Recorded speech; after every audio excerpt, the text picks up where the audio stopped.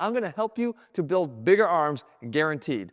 By the time these 22 days are over, your biceps and triceps size are going to be much more significant than they are right now, and those t-shirts of yours are going to be a lot more filled up than they are right now. Let's start breaking it down day by day. All right, so in order to make these noticeable arm gains, you're going to have to do some work with me, okay? But I promise you, as always, we're going to map it out day by day, step by step. And it actually starts with this calendar here. And the very first day, guess what? You don't even have to do any work. You simply take out a tape measure and you measure the size of your arms, measuring it at the highest peak of your biceps and towards the middle of your triceps. And that's going to give you your arm measurement that we're going to do again on day 22.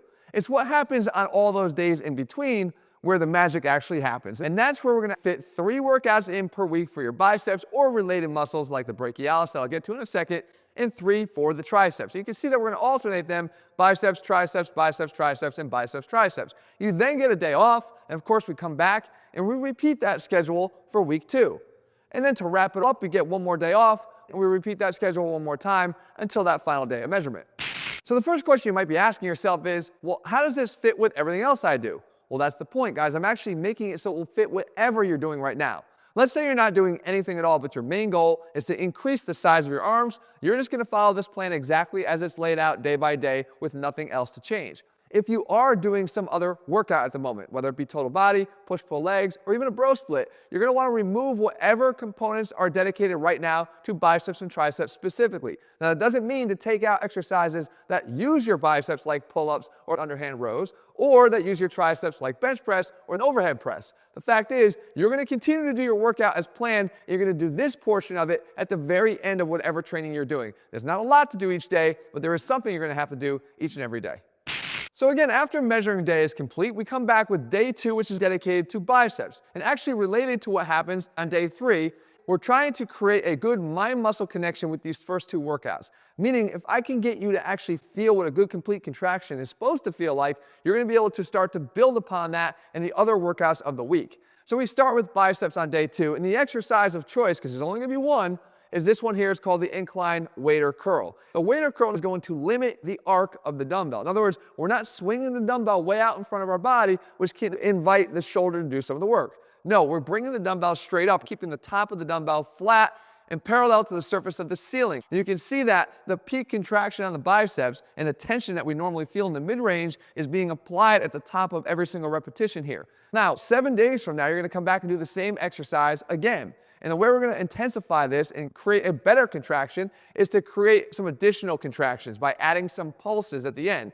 So on day 9, you're going to do the same exercise for 4 sets of 9, but on every single repetition, you're adding 3 pulses in that contracted state. And we come back one final time in the 3rd week here on day 16 to do the final pulse, but this time we're adding 6 to every repetition and not just 3.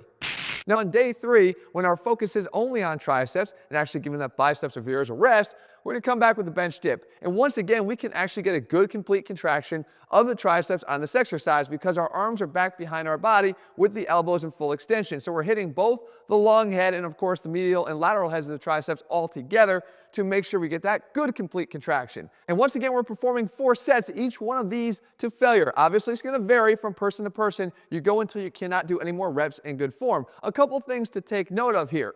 Look at the positioning of your hands on the bench. I've talked about it before. You don't want your hands facing forward, which could create a little bit of internal rotation at the shoulder, which wouldn't be a good thing to accrue over the course of the next 21 days. Instead, we just open our hands up on the bench, push our shoulders in a safer position, and we can bench dip away as we please. How do we increase this, though, from here through the next 2 weeks? Well, just like we did with the biceps, the next time we encounter this is going to be on day 10, a week from now. And when we do this, we're going to add some additional pulses in that contracted state to further enhance that mind-muscle connection in that fully contracted state. And then finally, on day 17, when we encounter this exercise for the 3rd and final time, it's not 3 pulse contractions, but you guessed it, 6 pulse contractions with every completed rep. Guys, it may look like a small movement, but I promise you, when done consistently and done well, they deliver big results. By the way, when it comes to building big biceps, I think I've learned a few things along the way. As a matter of fact, I put together all of my greatest bicep training tips into something I call my biceps training black book. And I want you to have it. Head over to ATHLEAN-X.com/blackbook. You can grab your copy completely for free. Again, my thank you to you. Now, let's get back to this video. Which brings us back to week 1 in the second grouping of exercises, that second biceps and triceps combo. And these are actually selected to help with widening out your arm when looked at from the front. And namely, when we're looking at the biceps, it's not necessarily the biceps that we want to focus on, but something related to it, or at least right underneath it, and it's the brachialis. So the exercise of choice here is going to be the alternating crossbody hammer curl. And this exercise is great for hitting that brachialis and minimizing maybe a little bit of that bicep targeting, because we get into this pronated position and we come up and across our body, keeping that dumbbell close to the body. And what this does is it minimizes some of the bicep contribution by taking away some of the supination and puts it more on the main elbow flexor, which is the brachialis. If you're not working this enough, I can guarantee you it's one of the reasons why your arms are not filling the shirt sleeves right now. We do 4 sets of 12, a little bit higher on the repetitions here, but again, we want to make sure we take this to full fatigue and failure in good form, of course. When we come back in subsequent weeks here, the exercise stays the same. It's still going to be the alternating crossbody hammer curl, but the next time in week 2, it's actually going to be done with 5 additional pounds. So now I still want those 4 sets of 12 repetitions. You might be thinking, how am I going to get to 12 this time if I was barely able to get to 12 last time? Well, you're going to have to grind it out. We do these in rest-pause fashion, meaning you go for as many as you can. If you have to stop and rest for 10 seconds or 15 seconds, you do until you grind out that 12th repetition on each arm. And then we come back one final time in week 3 with the same exercise, this time using 5 more pounds. In other words, 10 additional pounds from the first time you did the exercise in week 1. And yes, it's going to be a grinder once again, but you do the rest-pause fashion until all repetitions are complete. So now for triceps, the way we work on that width is to work on that really little head of the triceps. It's the medial head, the one that doesn't really get that much attention. But we know the best way to get to this is to fully lock out the elbows. And it's one of my biggest pet peeves when it comes to tricep training. People always like to cut short that final inch because they don't really think it matters that much. No, it does. It just happens to be maybe the hardest part of the exercise, and that's why people tend to skip it. So what I want you to do is make sure you lock out. And I'm going to give you 2 choices to do this. If you're in a gym and you have access to a tricep pushdown machine, then I would like you to do this. It's the tricep pushdown, but done a little bit differently. You see, I put the bar a little bit further out in my fingers, and then I simply let my wrist bend back casually. In other words, I let them get into a little bit more extension. And what that does is it takes the forearms out of the movement, and it lets the elbow extension be the main driver. And if I do this, I can actually get into that full lockout position. Now, I'm not jamming myself in this position. I'm just getting to full extension under control, which is going to really recruit the medial head. If I were to select that one and come back, again, the next time I'm going to add 5 pounds to the exercise, and again, work in rest-pause fashion until I get all 12 reps.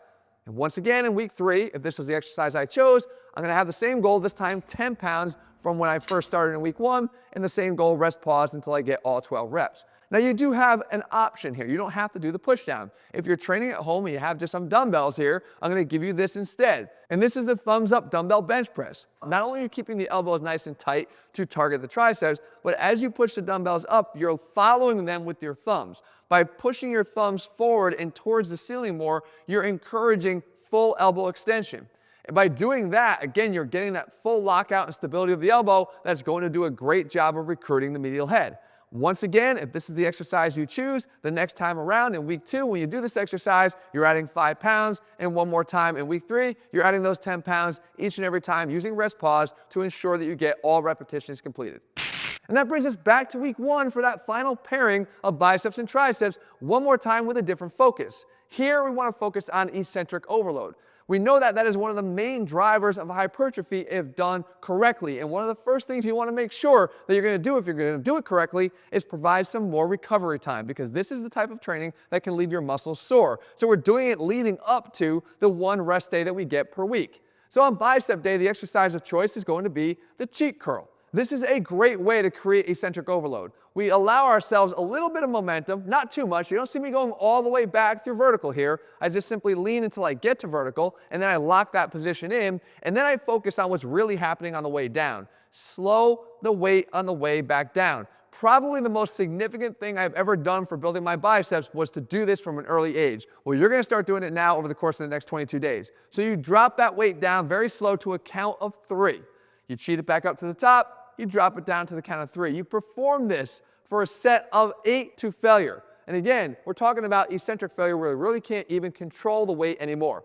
So now where do we go from here? When we come back for this on day 13, now the goal is to simply increase the length of the eccentric. Now you're going to start at 4 seconds per rep. Do as many as you can under a 4-second controlled lowering of the weight, and then you go to day 20. It's our last chance, guys. I'm expecting more out of you. And again, we got to squeeze those last gains out before our measuring day on day 22. So now we have a 5-second eccentric on every repetition to start. And then we drop down to the 4-second eccentrics for as many as we can, and then the 3-second eccentrics for as many as we can. And once we can't control it for at least 3 seconds, your set is over.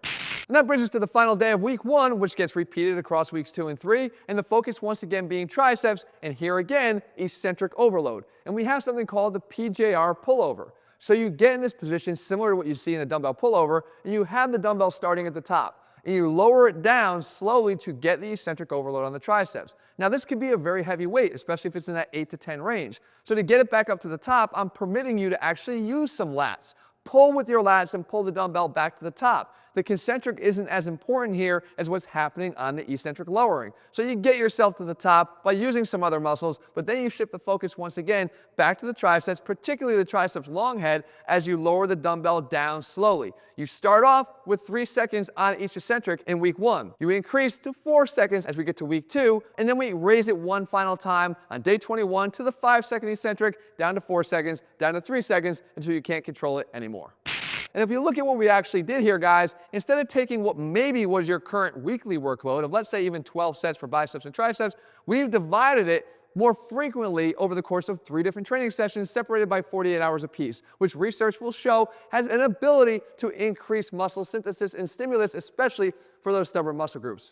And so as always, guys, with our 22-day series, here are the screenshots so you can take them and make sure you know exactly what to do on each and every day of the 22 days to ensure that you see the gains that I know you can see. And of course, I didn't forget about day 22. See, that's where we break out that measuring tape once again, wrap it around the arm, and then see objectively exactly how well you did. And that is some... I don't think it worked. Arm gains, arm size gains. Oh. Arm size gains. Well, can you make a workout for that? I mean, it'll get like 10 million views. Guys, you can do this. Follow the plan step by step. And also, make sure you leave your comments below. What type of gains did you make? What type of arm gains did you make? Leave them in the comments below. And also, challenge somebody else and see how you guys do head to head. If you're looking for programs that take you through the same thing step by step, including meal plans, so you never miss a step along the way, they're all available over at ATHLEAN-X.com. In the meantime, if you found the video helpful, leave your comments and thumbs up below. And also, make sure you click subscribe and turn your notifications so you never miss a new video when we put one out. All right, guys, good luck.